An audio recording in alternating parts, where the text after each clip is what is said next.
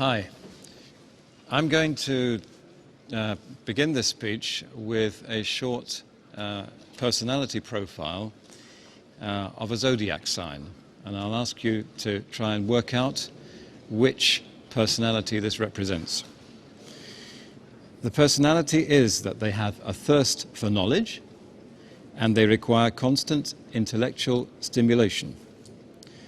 They're always picking up bits and pieces of information from a wide variety of sources, and they can converse with interest and some knowledge on most subjects.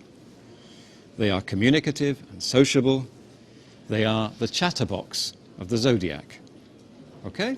That's the first personality profile. Personality profile number 2 is they have a knack for detail work, sorting and organizing information and objects. They tend to compartmentalize things in their own minds and to view the world through an analytical lens. On the negative side, they have a tendency to fuss over little details, and in some cases, they suffer from obsessions and compulsions.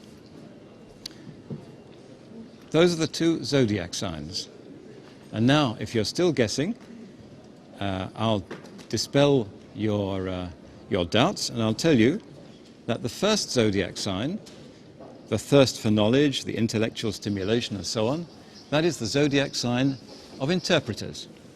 And the second zodiac sign, the knack for detail work, sorting, organization, all the obsessions and compulsions, that is the zodiac sign of translators.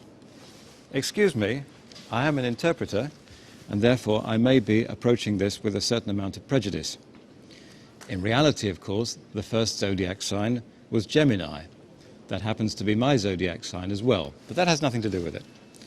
And the second zodiac sign is Virgo. I hope you're not a Virgo and I'm not offending you in any way. But the truth is that there is a very significant difference between translators and interpreters in the way they think, in the way they work, and in the way they interact with other people. One of the very first differences is in terms of concern about detail.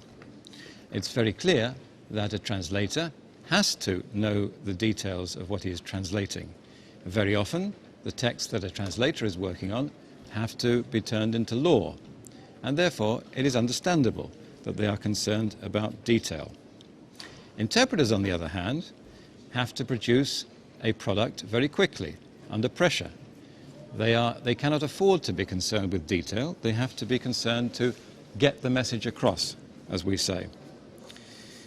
I referred to the fact that the first profile was less object-related and more people-related. This is another thing I believe strongly about interpreters, that they have to be able to communicate with people.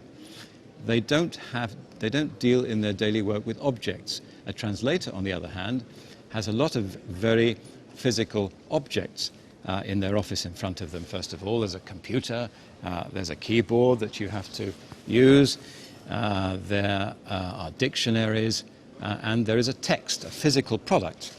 There is no physical product in the case of interpretation. There's a great deal more I could say about the differences between translators and interpreters that would bring out further that difference. But I only have 4 minutes in which to make this speech, and therefore I'll begin to wind up.